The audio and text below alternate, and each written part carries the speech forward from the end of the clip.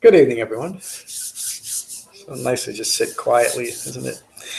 Tonight's talk is on the Sabbasava Sutta, which is a sutta where the Buddha gets right to the point of Dhamma practice and the purpose and importance of the Eightfold Path for Dhamma practice. But we'll meditate first. So find your relaxed meditative posture and gently close your eyes and gently close your mouths. And holding your back straight but not stiff. Your ears aligned with your shoulders, nose aligned with your navel. But holding yourself very loosely, very gently, very lovingly. Allow yourselves to settle into this room. Settle onto your seats. Settle into your bodies. And settle into your minds. And take a moment to become aware of the sensation of breathing in your body. Just get a feel for what that's like. To be mindful of your breath in your body. And while remaining mindful of your breath in your body, notice that thoughts are flowing. We're conscious beings. Thoughts should be flowing. The purpose of meditation is to not be distracted by your own thoughts. So when you find that you're caught up in your thinking again, simply acknowledge that and return your mindfulness to the sensation of breathing. Relaxing your thoughts, remaining mindful of your breathing. And we'll meditate for 20 minutes with callbacks every 5 minutes.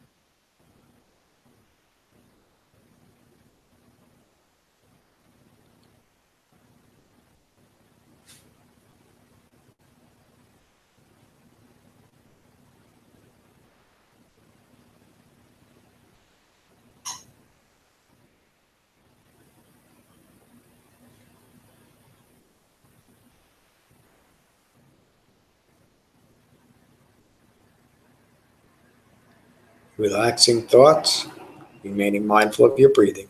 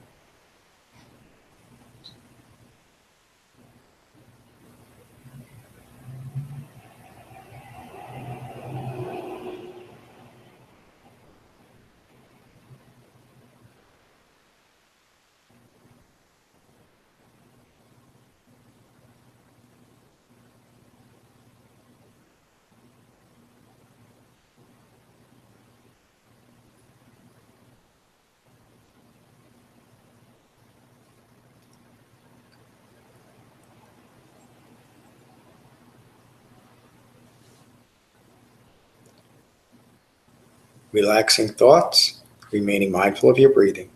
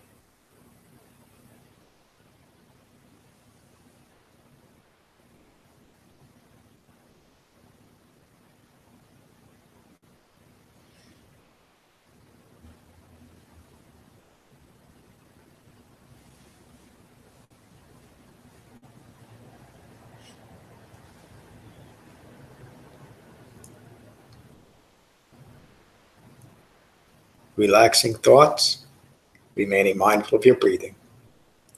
If a persistent thought or feeling arises, stay with it for a moment or two.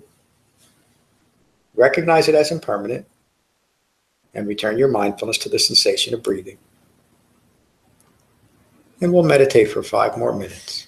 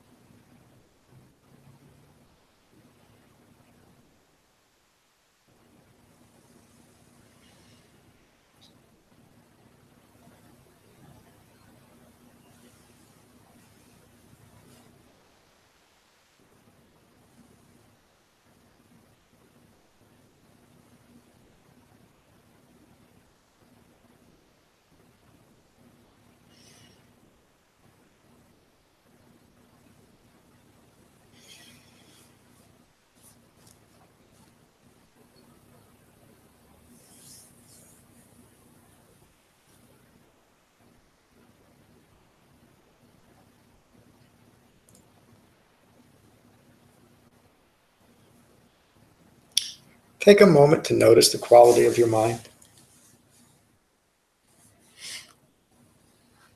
Be at peace with your mind. And when you're ready, you can gently open your eyes.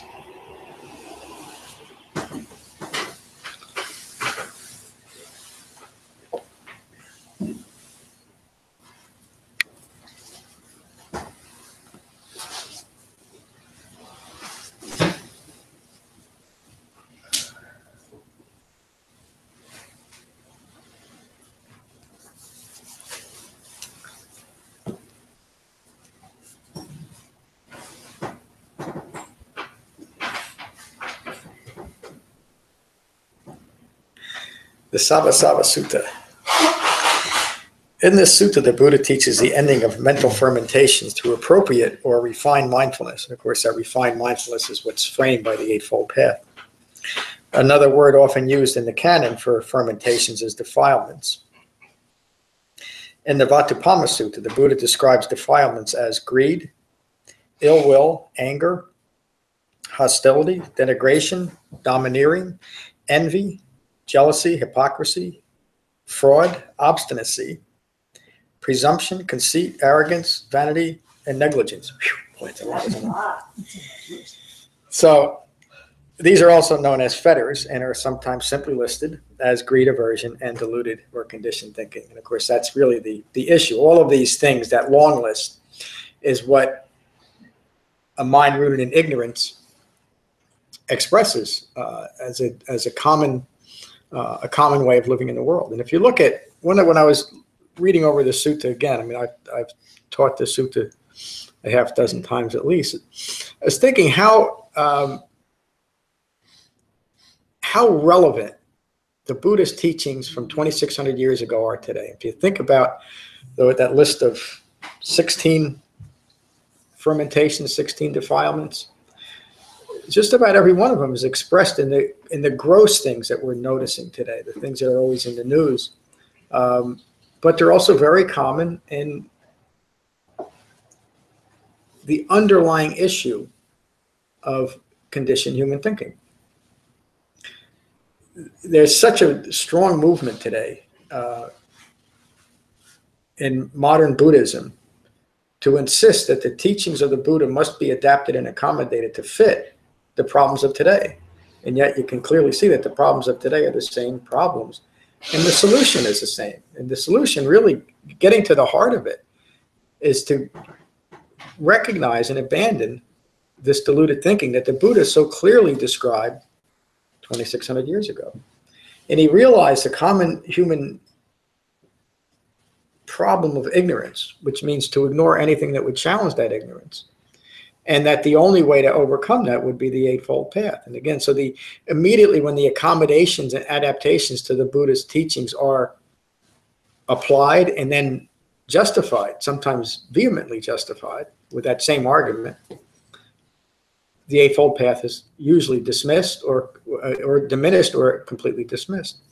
The Sabbasava Sutta. The Buddha was at Savatthi, at Jita's Grove, Anatha Pandika's monastery, where he presented this teaching.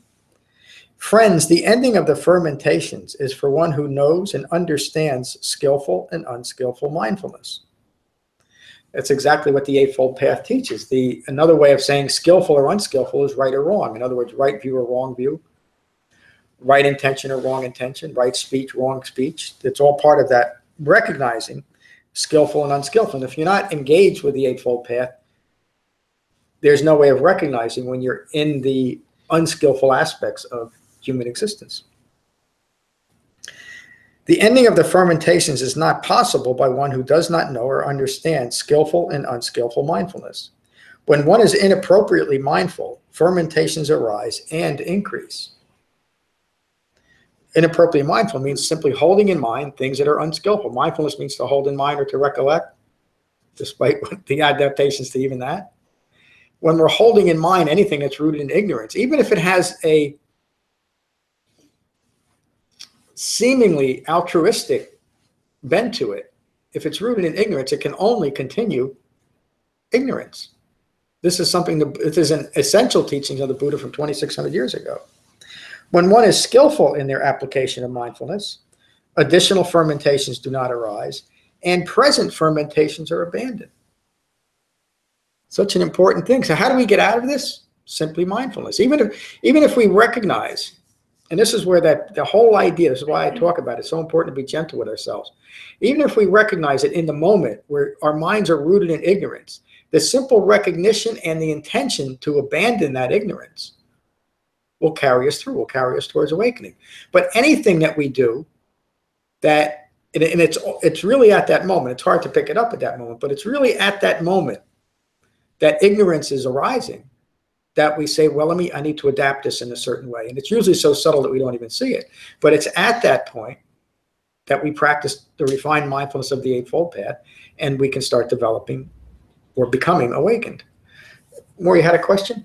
Well, just a comment. That line that he says was right without skillful mindfulness or something that the fermentations will arise. I think that's an excellent line in terms of looking at, let's just say, the modern day mindfulness movement. Okay, we've all talked about in here the difference between right mindfulness and mindfulness, but it's very clear that sentence there.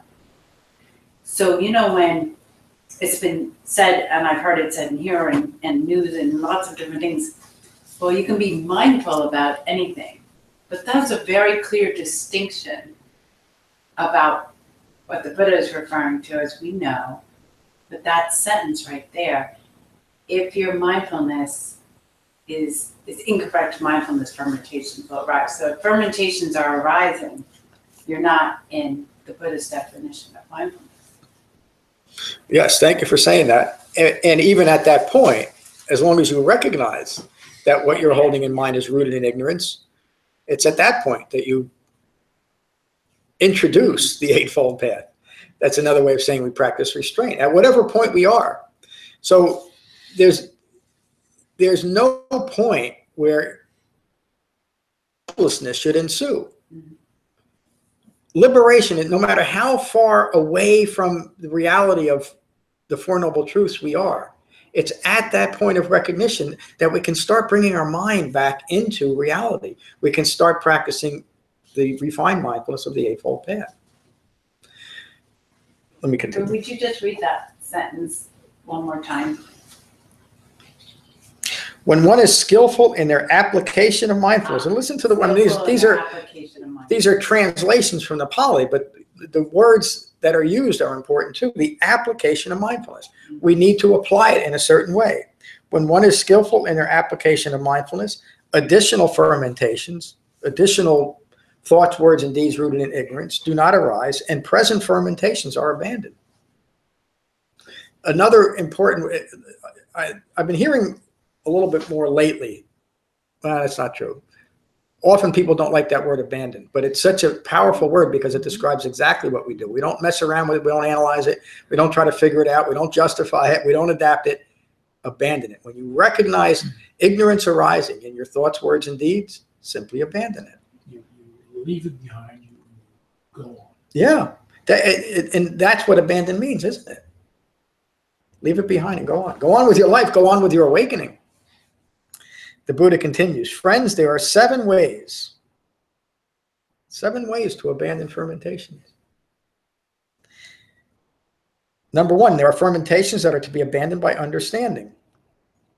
In one lacking instruction of the Eightfold Path, having no regard for the Dhamma or for those of integrity, meaning those that have integrated the Dhamma, this one cannot discern what is skillful to be mindful of and what is unskillful to hold in mind. It simply says they're lacking the framework of the Eightfold Path. You can't do it. They are, the Buddha's words, they are lacking the framework for clear knowing provided by the Eightfold Path.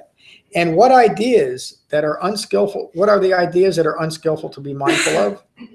Whatever ideas that when held in mind develop sensual craving or increase sensual craving. And this can get to very subtle levels of simply needing to continue to establish a self-referential view in some way.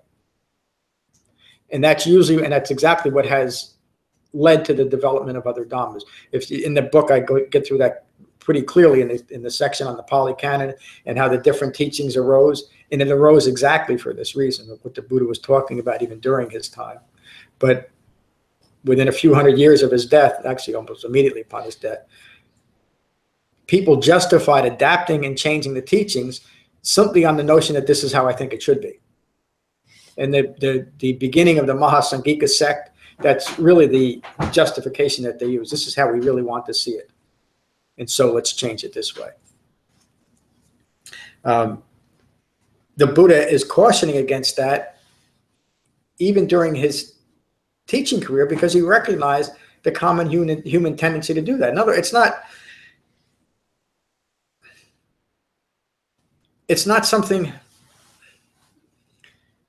don't even know the right word. it's something that's simply rooted in ignorance. It doesn't mean that the person or the group that continues to do this is in some way exceptionally ignorant. It's just a common form of ignorance that does that. Is that clear? So again, it's just pointing back to the initial problem that the Buddha awakened to. From ignorance through 12 observable causative links, all manner of suffering arises. And that ignorance takes on very subtle but very, very powerful strategies to continue its own ignorance. The Buddha continues, through unskillful sensual craving, establishment of self-craving develops, continues, and increases. It's just a natural consequence. And notice that last word, it increases. If nothing is brought to bear on that initial ignorance, it's the nature of ignorance to continue to increase. And so if you want to look at the difficulties in the world today compared to the way they were 2,600 years ago, they're exactly the same, except the ignorance that's underlying it has increased, hasn't it? And so the expression of it seems to be ever more prevalent. When sensual craving increases, ignorance does as well. These are ideas that are to be mindfully recognized and mindfully abandoned. And what are ideas to be appropriately mindful of? Any ideas that do not develop sensual craving or increase sensual craving. Appropriate or right mindfulness releases any sensual craving that has developed, and no establishment of craving for self arises. And the fermentation of ignorance is simply abandoned. Again, such a direct teaching, isn't it? The Buddha continues, these are ideas that are unskillful to hold in mind. And now he gets into the great ideas. You've heard me talk about this. Vajragota would always want answers, and others to these seemingly reasonable questions. But if you look at what is underlying these questions, it's always rooted in ignorance, and it's always looking to establish the self in some other realm rather than what's occurring right now. Did I exist in the past? Did I not exist in the past? Will I exist in the future? Will I not exist in the future? What am I now? Meaning a permanent now. How do I establish myself? What am I not, or do I exist at all? Where have I come from? Holding in mind these unskillful ideas, 6 confused and deluded views will arise. The view that I have a self is established. The view that I have no self is established, meaning annihilation or nothingness, emptiness. That's a common modern theme. That was just as common as during the Buddhist time. The initial motivation behind the Mahasangikas was ultimately establishing a realm of nothingness or emptiness. I have a self because I perceive a self. I have a self because I perceive that I am not a self. Isn't that confused and discursive thinking that the Buddha was addressing way back?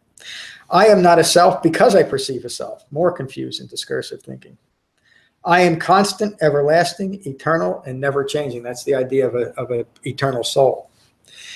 The Buddha says this is a thicket of views that binds one to endless confusion, delusion, and suffering. It binds one to endless suffering. One who is well instructed in the Dhamma, who has developed the Eightfold Path, who has high regard for the Dhamma, and those with integrity in regards to the Dhamma, discerns what ideas are skillful to be mindful of, and what are to be cultivated, and what ideas are unskillful to be mindful of, and are simply to be abandoned. This one remains mindful of skillful qualities and remains free of unskillful qualities. Having developed a refined mindfulness framed by the Eightfold Path, they remain mindful of the origination of dukkha, first noble truth. They remain mindful of the origination of dukkha, craving and clinging. They remain mindful that the cessation of dukkha is possible. It's the third noble truth. And they hold in mind the Eightfold Path as the path developing the cessation of suffering. With this refined mindfulness, the fermentations of identity view, meaning self-referential or I-making views, confusion and grasping after and clinging to unskillful precepts and rituals. These are fermentations that are directly abandoned by right understanding or right view. Number 2, there was a lot in number 1, wasn't there? I don't know that we're going to get through this whole, it's probably going to be a two-parter to the Sabbasava. There's a lot here. Number 2, there are fermentations that are to be abandoned by restraint. With the refined mindfulness developed through the framework of the Eightfold Path, this one remains restrained and not distracted by contact with the eyes or the nose or the tongue or the ear or the body or the intellect. Meaning, as we come in contact with the world and something grabs our attention, something that we find stimulating, exciting, or maybe even averse to, we simply recognize that at that point of contact, we practice restraint. We can, at that point, we can say, this is not me, this is not mine, this is not who I am.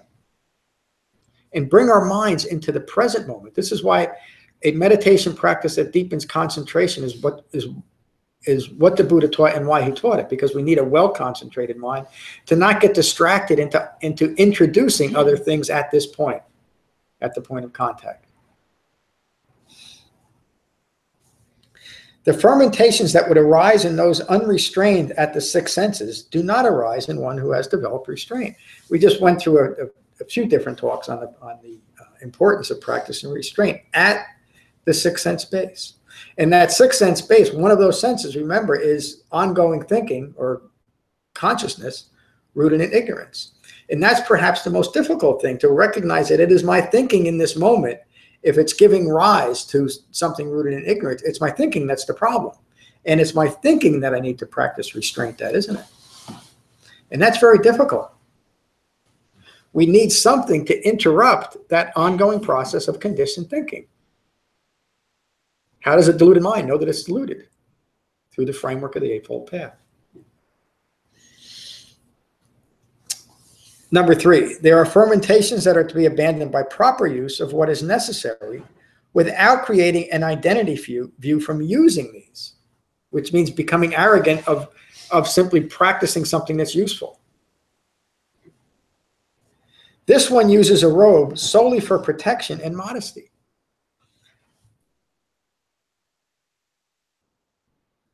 So this is where I often get myself in trouble, and if I know I'm going to hear something about this tomorrow from someone.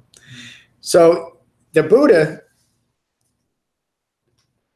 was insistent on making his own robes and making those robes out of rags, and he did it for a very specific reason, so to not show off.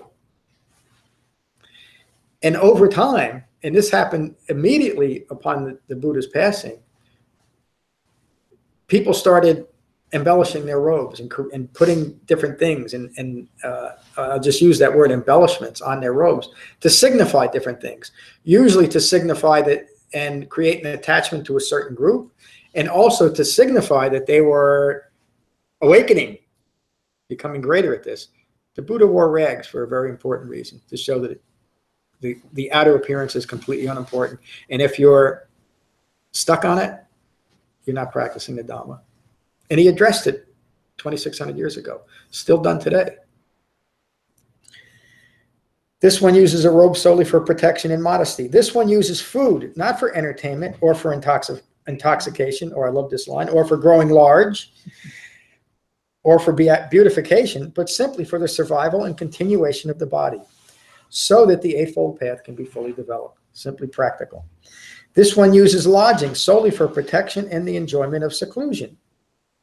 This one uses medicine for the purpose of curing sickness and to be free of pain and disease. The fermentations of unskillful using, meaning creating an identity from what is used, are abandoned by skillful using, meaning you're simply partaking of what's necessary for your own survival and protection, but it doesn't need to go beyond that. You're not using anything to create an identity. Nothing is used in a self-referential way. Number 4, there are fermentations that are to be abandoned by tolerating. One who tolerates, who abandons reaction to worldly causes and conditions, such as cold or heat or wind or harsh words or unpleasant sensations. I'm going to say that last one again, or harsh words. Boy, everybody's reacting to words today, aren't we? Or unpleasant sensations, meaning someone made me feel a certain way. Or nagging insects. There's a lot of nagging insects around too. Will not give rise to fermentations and remain free of fermentations by tolerating what is occurring. It simply means being at peace with what's occurring in the world. And tolerating something doesn't mean you approve of it. It simply means you accept it because it's what's occurring. It's the essence of an awakened, fully mature human being, isn't it?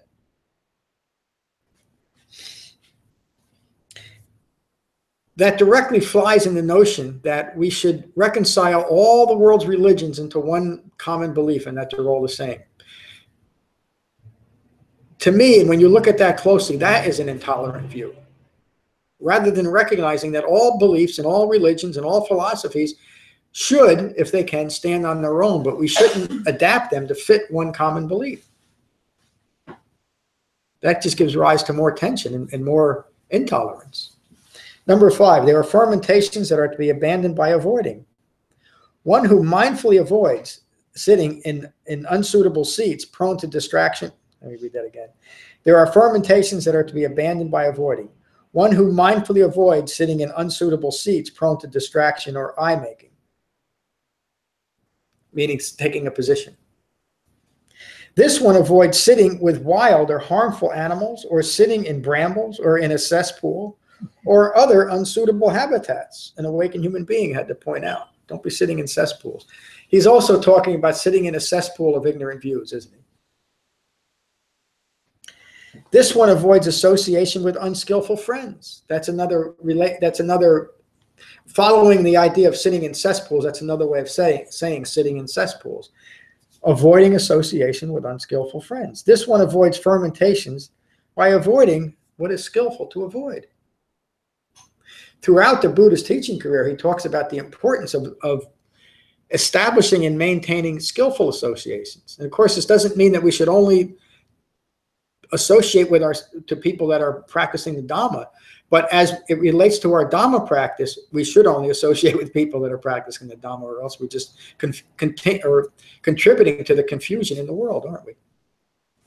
It's probably the essence of wrong speech that the Buddha talked about 2,600 years ago. Number 6, there are fermentations that are to be abandoned by destroying arisen thoughts of ill will or cruelty. This one abandons hurtful thoughts and words and deeds and eliminates them from their existence. We don't just suppress it. We don't just make it okay because I'm not acting out in violence in this moment. We develop the Dhamma to the point where those thoughts no longer arise. Number 7, there are fermentations that are to be abandoned by developing the refined mindfulness of the Eightfold Path. With the refined mindfulness developed through the Eightfold Path, they remain mindful of awakening, dependent on seclusion, on dispassion, on cessation, on release from clinging. They develop an understanding of the qualities of persistence, inspiration, serenity, concentration, and equanimity as factors of awakening. Having developed this understanding through the Eightfold Path, the fermentations are abandoned.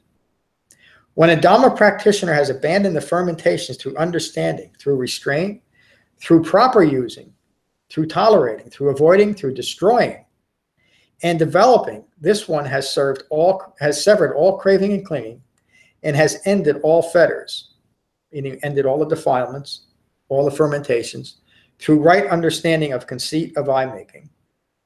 This one has ended all confusion, delusion, and unsatisfactory experiences. That's the end of the sutta, the end of the talk. Thank you. So the essence of this is to recognize and abandon eye-making in all its form. And again, how do we do that? We have to develop the Eightfold Path so we can recognize it's the individual strategies that we've all made to continue to ignore ignorance. That's the essence of eye-making. So would you read the 7 factors of awakening one more time? All of them? Yep. No. Are you serious? No, it's concentration. Oh, I see. Those 7 factors, not the 7 ways of ending the defilements. The 7 factors of awakening. Concentration. The view that I have of self is established. It was like it was in the last paragraph. Oh, I'm sorry. I misunderstood what you were saying. Like understanding. Oh, okay. Now I got you. Those were the methods of interrupting the defilements. Understanding. Is this it more when a Dhamma practitioner has abandoned the fermentations to understanding? through restraint, through proper using, through tolerating, through avoiding, through destroying, and developing. This one has severed all craving and clinging and has ended all fetters. Was that what you're referring to? I don't do. I Is the developing there developing? How about this? concentration? They develop an understanding of the qualities of persistence. yeah. Okay, let me go back to the beginning.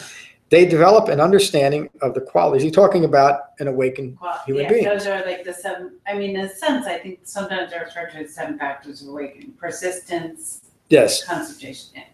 Do you want me to read them? Yes, please. Persistence, inspiration, serenity, concentration, and equanimity as factors of awakening. And you're right; they're not 7 there, but those are included in the 7 factors of So, awakening. sometimes they'll say like, know serenity, know what concentration is. Know when you're in an awakened state and balance. So, knowing concentration, persistence, inspiration. Well, inspiration in that sense could even be looked at as joyful engagement with the Dhamma. But another word for inspiration is that we are inspired because, for a lot of reasons. One is, as we're developing the Dhamma, we realize its benefits, its effectiveness, and that is inspirational on its own, isn't it? Another reason to recognize that our Dhamma practice is having a benefit, to be mindful of. The Buddha talks about that often. I think even from a moment-to-moment thing, if you're watching the cessation and the next thought is conditioned by awakening that ignorance, that's inspiring. You can see that ill will is diminishing, envy, all those things that you talked about. And again, they're diminishing. They're not craving and clinging. You're just appreciating what is there. Yeah, again, the Dhamma practice is having an effect. And the opposite is, not the opposite, the converse is also true. If you're engaged in some kind of practice and it's not bearing fruit, you feel like you're spinning your wheels, you're going around in circles, recognize that too. Again, the Buddha gave us the framework of the Eightfold Path to recognize what is skillful and, like he says here, what is unskillful. What is unskillful, what do we do with it? We simply abandon it. We simply cease associating with it, which is very important. Any other questions on the sutta? We'll go around the room. Ron, good to see you. Good to see everybody. During dinner, we were talking about how much restraint it sometimes takes at the senses. We were talking about this website called Pinterest. And I have just had like almost month-long battle with it in myself, and how it just sends you pictures that you initially say that, oh yeah, I like those pictures. Well, they keep sending you pictures, and you go down the rabbit hole so fast. Well, wait. Did you ask them to send you pictures? Well, it's just about anything you're interested in. Okay. It's just tools on basically pictures. It can be tools in woodworking. It can be naked ladies, whatever it is. I don't think it's naked ladies. Well, you want to learn how to that's make a naked different- ladies. Yeah. That's pinup tryst. Skintrist. No, it's interesting. It's dangerous. But, Sometimes I feel so out the of whole touch. website is kind of made up to get around your restraint. It's just the algorithms. The algorithms that they use Yes, that's are a just good so insidious that it takes major restraint to get out of it. And they keep sending you these emails like, hey, we found some more stuff for you, and we found some more stuff for you, and we found some more. And it is, I really got to look at, my lack of restraint. That was a very interesting period. It sounds like they're really successful at getting They past. are, yeah. But I realize I think I have a link to Pinterest on my social things, Mhm. and I Yeah. think I'm going to eliminate it. 'Cause Yeah, but I- it's all the same, like, was it Greg? Yeah.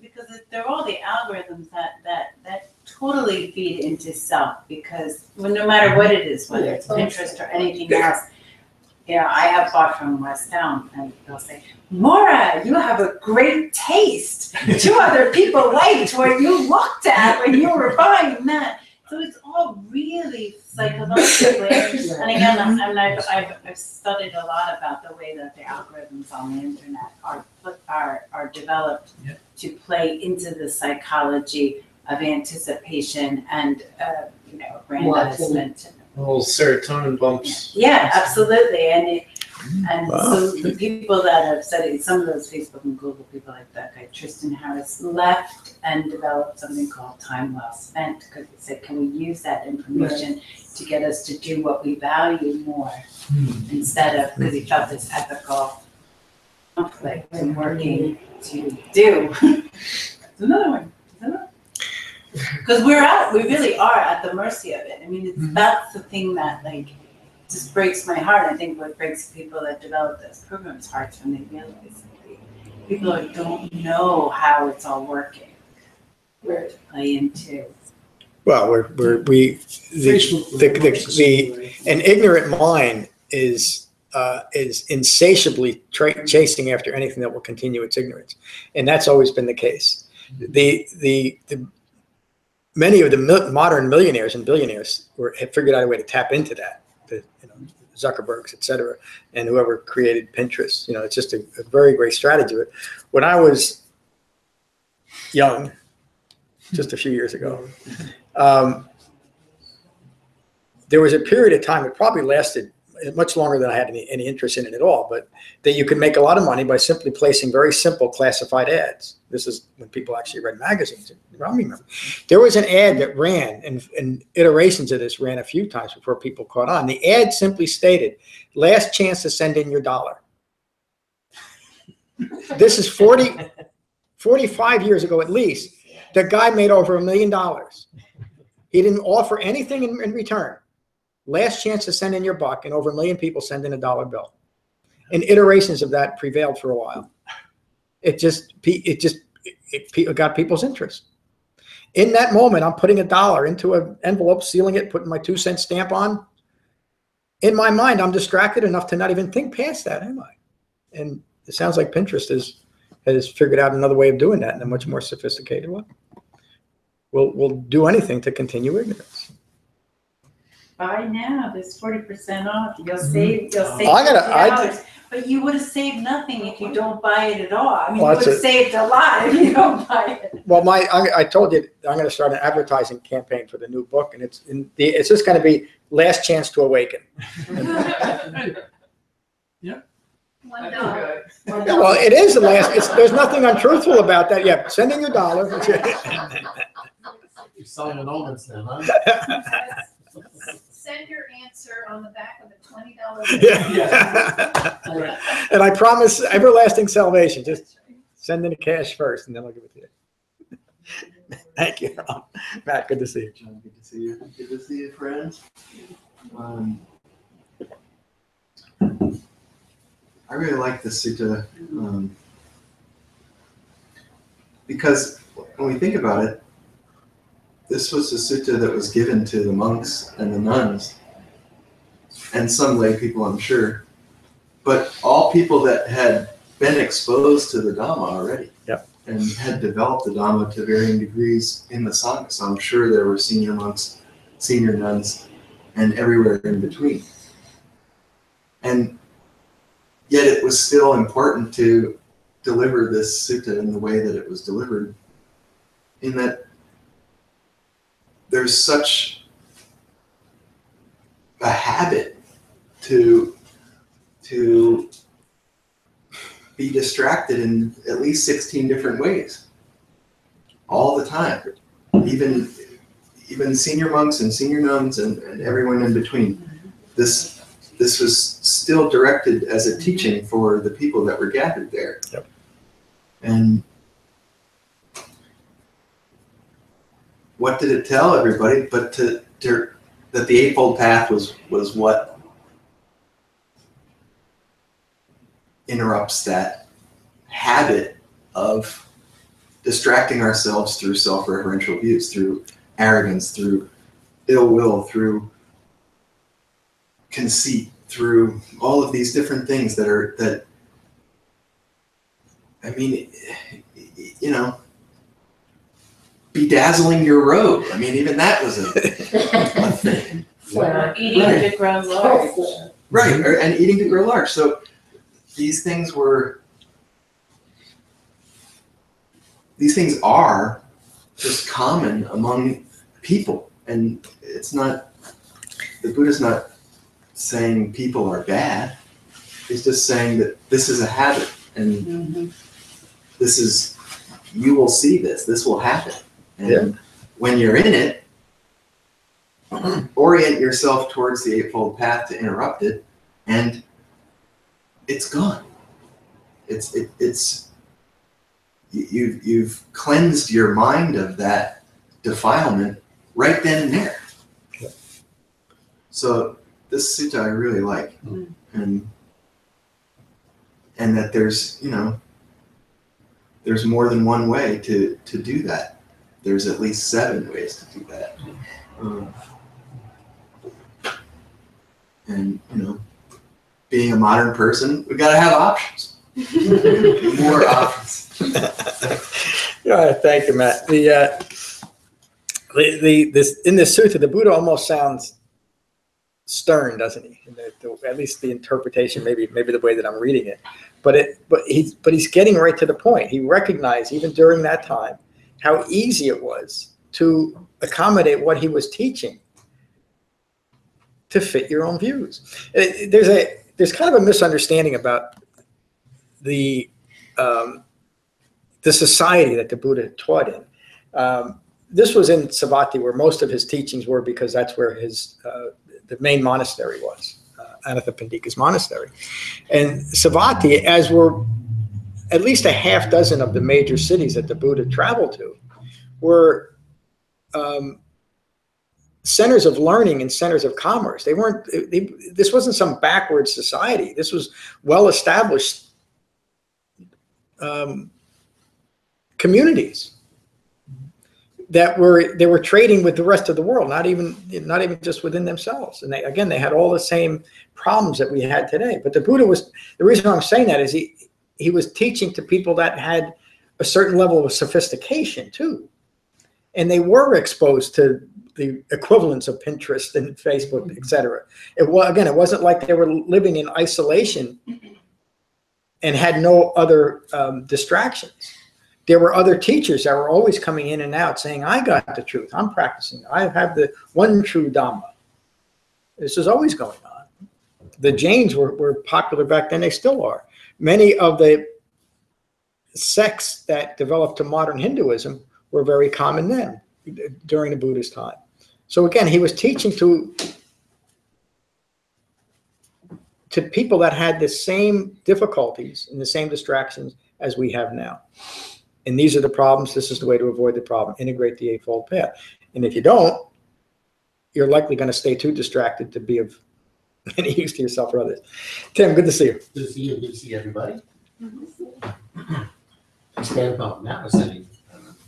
The sutta, and you've said it many times over the course of weeks, things that were present during the Buddha's time are present now, so on. And that's because I think it's not obvious, but one could say that it's because human nature hasn't changed and isn't changing. It doesn't change. This is what we are.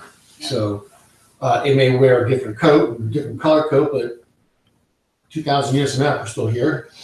Probably going to have similar human traits and definements are going to be there. And I think what I got out of the Buddha when he was in the sutta, the Buddha was stating is the sternness is, you all know this if you follow the Eightfold Path, that you just have to keep reminding yourself these things. And even today, when you're talking about Pinterest or whether it's Epicurean style ad with the happy people drinking the beer, and it's not the happy people, they want you to think it's the beer that's making you happy, not the people. It's just this method that has just been used over time and time again, and we just all have to kind of recognize and step back and understand the Eightfold Path, and that this is not what's important. Yeah. And we don't need to have the 1,000 jackets. If you like it because you think it's a high quality and it's not to stroke your ego, okay? Because somebody's rags might be somebody's great cloak, for what it all depends on the person, I guess. But the suit is wonderful because it really just brings home, as we go through our daily lives, the things that we think are so important and that we need or we want and why we want them. Yeah. And so I feel the Sutta kind of just is like a reminder, like, wake up. That's it. You don't need that, or why do you feel you need it? What's the purpose of it? Yeah. That's it. That's great. Why do you feel you need it? Ask the question. Again, I said I taught this sutta, I don't know, maybe a dozen times. I don't keep track of it. But every time I think about just this sternness, is this too direct? Is there a way that I need to soften this? But you can't. This is the teachings of an awakened human being, and it's in that directness that it works. And sometimes we need that directness. Thank you, Greg. Good to see you tonight. Good to see you. Good to be here. There was a part in the sutta where you mentioned, I guess Buddha mentioned, like the unanswered questions that need, it was more skillful to not go down that path and discuss them and talk about them. And specifically, in what way we exist, and if we existed before this life, if we'll exist after. So there was a period in my life where people would say, "Oh, you're Buddhist, right?" I'd say, "No, I'm not Buddhist. I don't believe in reincarnation." And then there was a part where I was like, "Oh, well, it seems like Buddha says you're born and die each instant. It's re-becoming. It's not rebirth. It's not reincarnation. So I got a way around that." And then I read about Buddha talking about his previous lives, and then I say, "Oh, well, now I'm abandoning that." And now I read about, as I have before, Buddha saying, "Don't worry about it." And I feel like I was just curious to have your input on this. If it's to go after these thoughts, to go down that road and to keep trying to answer these questions, that seems like Buddha would clearly consider that as not right thought, not right speech to be discussing them even. Yeah. And can you, is there a way around that? As like a hobby, that's what, to engage the great questions, but not really. Is there any? So yeah. When I was in Catholic school, and I was one of those kids. The teacher put me right in front of her. She taught from a lectern. This is Sister Maria Goretti. I still remember her.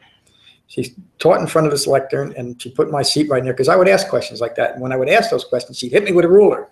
I'm not going to hit you with it. No, she did. I'm going to rack your knuckles. No. Is there a skillful way to engage in that? No, there isn't. It's best to recognize where the questions are coming from. Mm-hmm. So you're right. The Buddha did talk about past lives, but he talked about them in the context of, this is where I am right now. This is what I hold in my mind right now. These principles framed by the Eightfold Path. So when the questions arise, many people, when they first take to the Dhamma, the question of annihilation becomes a little bit more personal than where am I going after death. It's what happens when I let go of all these self-referential views. What happens to you is you become mindfully aware of what's occurring in your life without any I-making involved in it. So the questions about, can you entertain those questions? Sure, you can, but recognize that it's just a distraction. There's no useful answer that you could spend your mental energy on pursuing, even if you come to some type of conclusion. Well, this teaching says that we have, read Tibetan Buddhism. We have eons and eons of future rebirths. That's part of a Buddhist teaching.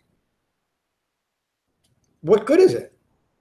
I believed that for many years, and it got me more and more confused as to, well, I'd kind of like to wake up now. I don't, 30 zillion years in the future is not doing me much good right now, but this is a teaching, so this is what I'll follow. It just continued my own ignorance, was believing in that. It was convenient on one hand, and it's taught for a lot of reasons, but maybe I should answer this. I should have answered this quickly. There's no usefulness in chasing those questions. What's most useful is to take to the Dhamma and awaken. What does that mean? It means to be mindful of my life as my life occurs without any self-referential views. And having, as I've been coming here, these things are becoming clear. Some of these things that used to be a major part are becoming more clearly distractions. And yeah. And it's not just that they're not useful, they're actually an active distraction to really engaging with the teachings. Yeah. I'm sorry. Because it goes in a different direction. Right. It doesn't relate to the question at hand. Even if there's some validity, I think I'll probably give the Vajrayana Sutta, teach that again soon. But Vajrayana is someone who came in and out of the Buddha's life asking these same questions. There's one famous sutta about that. And the Buddha simply said that it's your questions that are confusing you, let go of the questions. He didn't say that there's no validity to it. So it may be true that there's some establishment of a self somewhere in some realm, in some future. So what? The problem is my ignorance of what's occurring in my life right now. My ignorance of who I am in relation to the world is the problem.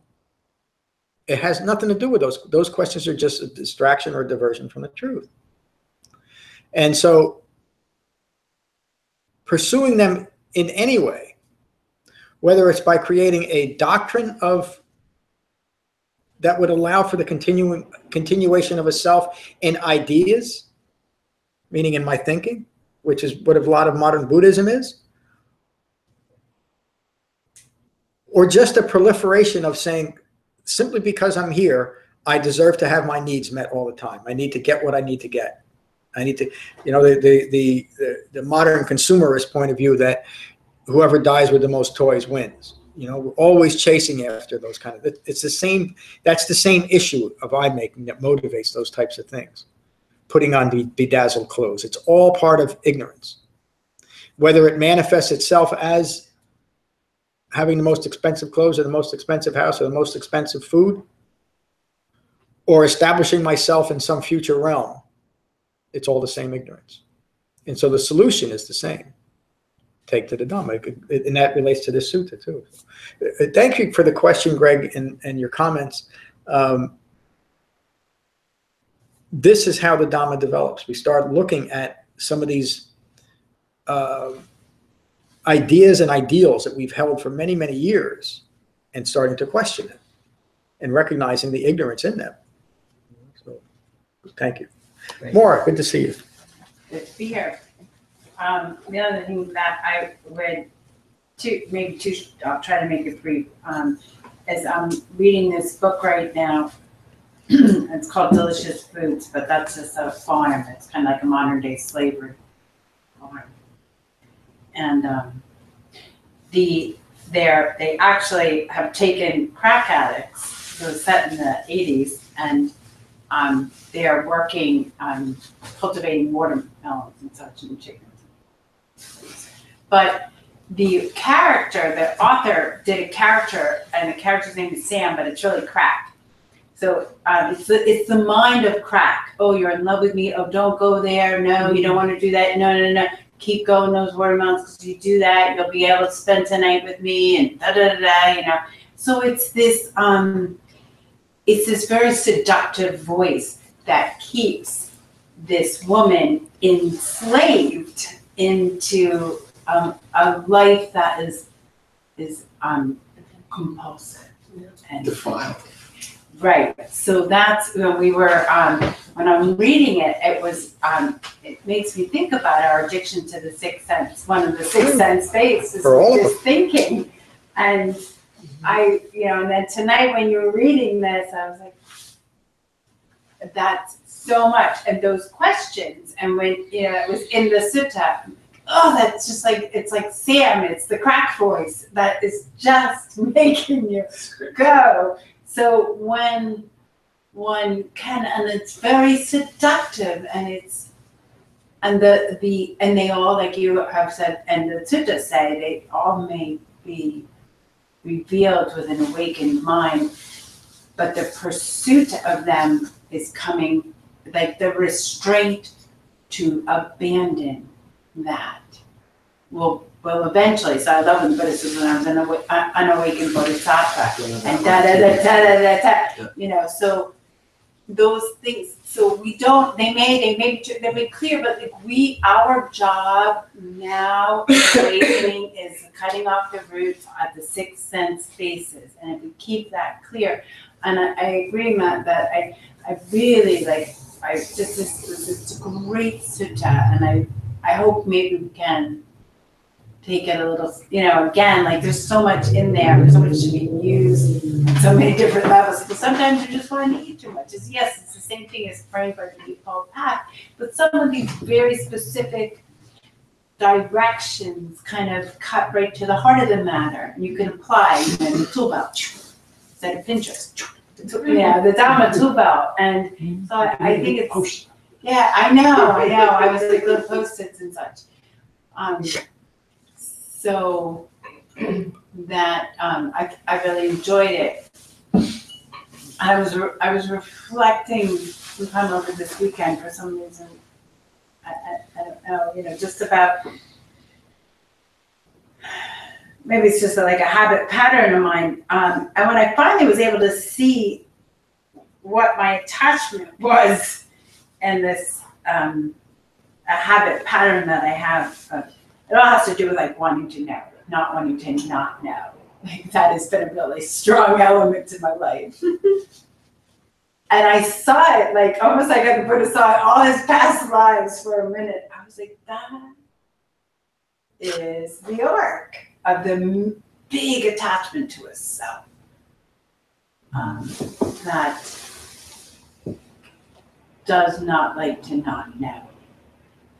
And it was very liberating. That's all. Let's see if I can keep remembering. I have to put that on the big post. Thank you, Laura. Embrace not, of course, embrace not knowing. That's the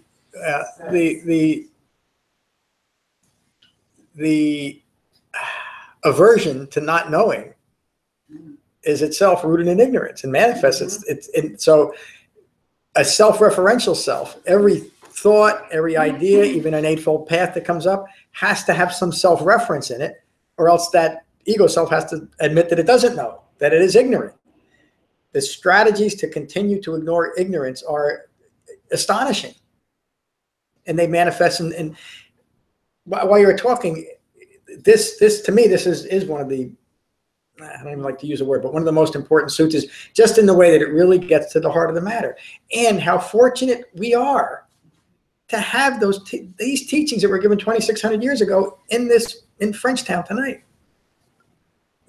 To me, that's the most fortunate thing in my life, that these teachings are still here. They're still available to us. We're not getting into other things. We're not figuring out ways to apply compassionate or embrace our suffering or anything else. We have the words of the Buddha to teach us. It's remarkable. There's enough. There's enough there. Yeah. Thank you. Mary, good to see you. Oh, good to be here. Good to see everyone. I think it's very direct, and it's also very subtle. Yeah. And that my takeaways are that for it to be incorporated, and I think the more you create a rigor and a concentration, you can catch these things earlier and earlier. You can see you're going into a situation, or you can prevent so many things from happening because you can nip it off so much earlier through, self-awareness. And that when you get into these other words, and maybe sometimes it feels like, oh, it's about the Four Noble Truths and the Eightfold Path again, right? It's just different ways to come at it. Because these are so many learned behaviors because we think this is the way to be, or the way to survive in the world, or a reflection of the time we grew up, or the household we grew up, all these things. And so you think it's normal. You think it's the way to be. Yeah. Right? You think it's an effective strategy. Yep. Right? And then you see it all, and you hear it in these words, and you say, that's not serving me, that's not effective. Ooh, I do that. Look at that subtle thing. I've been doing this for X number of years. I think I'm going on a good path. But you can just recognize, but in a positive way, some small, I'll call it a negative thing or defilement, or that's there. And you can say, wow, I have that there, and I can let that go. So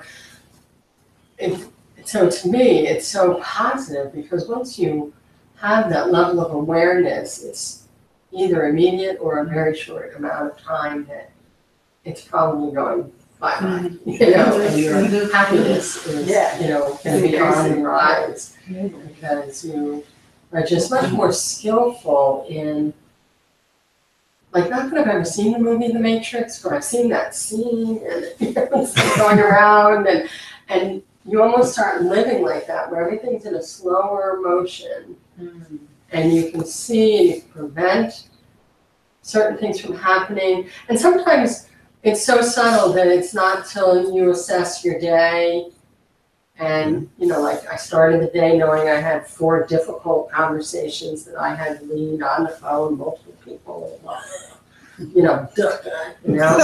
then you look at it at the end of the day, and you're like, okay. You realize that was skillful. Oh wow, you thought of that before you went into the call.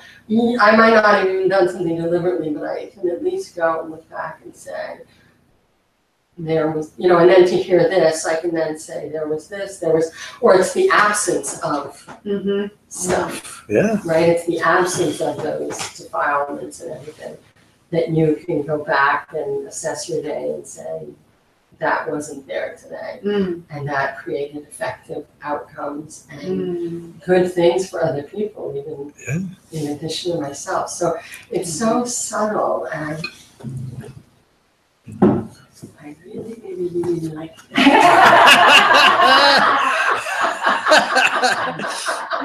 That's apparent. I do too. I find inspiration. Yes.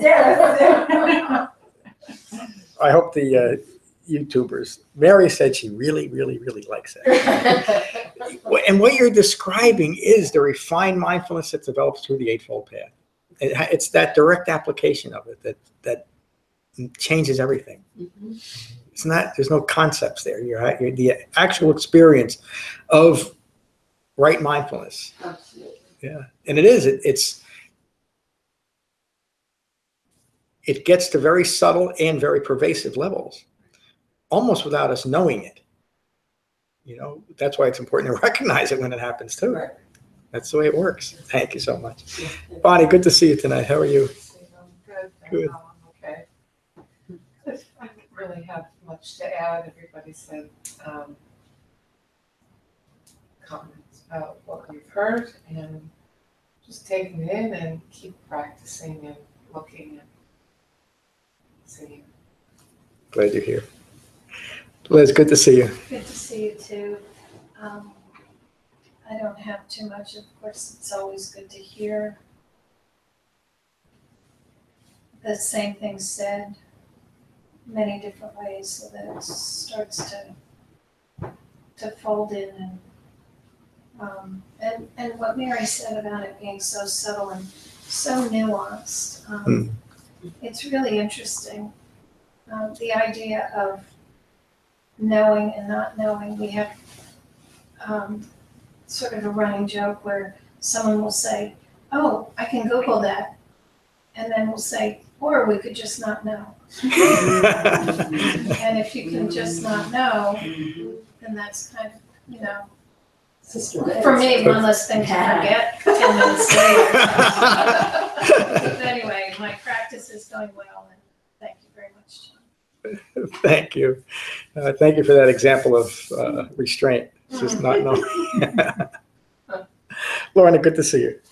Good to be here. I don't think I have very much to say, really. Just to say that listening to the sutta, as a lot of people have already commented how relevant it is today. And just, it feels like it could have been written last week. Yeah. It's so relevant to how we think today. Yeah. The same issues. To think it's 2,600 years ago, it's incredible. It really It is. really is. Yeah. But as I say, a lot of people have mentioned that. So, just to say that I think I'm most aware when I fall off right thinking is through feelings. You have a rising feelings, a rising tension, which after a while does become very noticeable. And that's how I locate my thinking. How I locate when I'm going the wrong way of my thinking. Actually, I have a physical feeling when I'm not following Buddha's teaching, the Eightfold Path. And that's how I, most of the time, most of the day, watch my thinking. It's not really watching my thinking, it's watching my feelings. Being attached. That's not the right word, but being mindful of my feelings. And when I have a fluctuation in feelings, you often can trace it back into your thought, into an I-making thought. Yeah. So that's, I was going to say something else, but it's kind of gone. So that's how I sort of trace my watch, you know, that's how I go about my practice on a day-to-day level. Thank you for that. And that level of mindfulness allows you to often feel what you're feeling in the next moment in a dispassionate way. And I would bet, I don't mean to put words in your mouth, but that working with Matt and the way that he teaches Qigong is very helpful in recognizing that in that moment too, isn't it? Yeah. The 4 foundations of mindfulness teach us that progression too. We first are mindful that we have a form, but then feelings followed by thoughts. But that's not taught that feelings always, and it's often a pretty subtle thing that thoughts sometimes give rise to feelings. We don't pick it up. It's important just to recognize the tight integration that our minds have in feeding off of feelings and thoughts back to feelings and creating that feedback loop. But when we're able to come back into what's occurring, and what's occurring is always occurring within our bodies and within our minds. We can't be present in life without being present in our bodies, can we? But then we can understand what's going on. We can realize that we're caught up in that feedback loop again. Judging feelings and feelings feeding more judgments. And I don't want any more of these feelings, but where did these feelings come from? Recognize what's occurring and simply abandon it. It's really the essence of that. You were gonna. And the more skillful you get at that, you realize just how silly all these, you know, I want this, I don't want that, I avoid this. I want more of that. It's just silly. It is. After a while, you realize just how you have been driven in the past just by thinking thoughts and satisfying thoughts, and Yes. you know, that's how I spent my life, really. Just trying to satisfy my thoughts. Everybody, not just you. You This is. can see that. Yeah, this relates a little bit to what you brought up on Saturday. Self-referential ego self is driven by the past to live an imaginary future. What the hell is happening now? You just missed everything. But it's a human condition.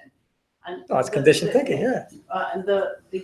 That's why I asked you to repeat those 7 or 6 or 5 or 6 qualities, because in so many of the Buddha sutras where he says no serenity, no inspiration, no so that equanimity was in there. So then when you know what that's like, and you know that's not occurring right now, so it's craving or aversion is something else. That's why I think, like what you're talking about, it's not only that I feel uncomfortable, but you feel a charge somewhere, and it's not inspiration, it's not serenity, it's not concentration, it's not equanimity, it's something else. It's not always definable what it is, but I think that's why I like those to remind, sometimes just, where am I? Oh, and then, so there's all kinds of ways, and it all boils back to the framework of the Eightfold Path. But there are lots of little side doorways that we can go in, and then sometimes know a little bit differently that, oh, I must have spent the past 10 minutes, craving, clinging, creating it, and sending a whole bunch of fermentations down the pike, So, in your head. so how do you know? How do you when you're caught up in that? The Buddha teaches that this is stress. This is the origination of stress. This is the cessation of stress, and this is the path leading to the cessation of all of that. That's the only way that a confused, conditioned mind can know, because a disturbance in the mind is often pleasant, but it's still a disturbance, isn't it? There's still I-making in there. Yeah. And that's where you get into these subtle aspects of how to apply this. Eightfold Path.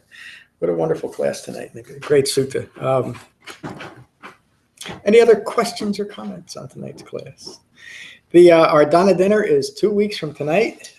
So be there or be square.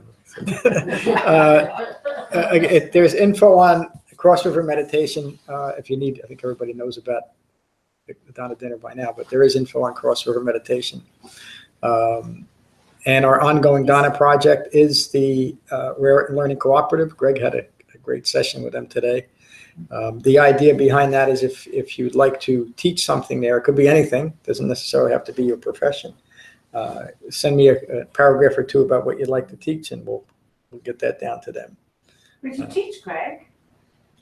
I just visited for the 3rd time now, and I'll be volunteering quite regularly and possibly doing an apprenticeship, looking like a couple days a week. So I'm pretty excited about it. It's a pretty amazing place. We're going to do an open house and maybe do a day or a weekend of painting down here too. So we'll talk. We're going to get that set tomorrow too. We have a meeting with Mary Beth. And, Great. We'll announce that. I think that's it. So we'll finish with the Buddha's words on metta from the Karaniya Metta Sutta, like we almost always do. So find your relaxed meditative posture. And gently close your eyes and gently close your mouths.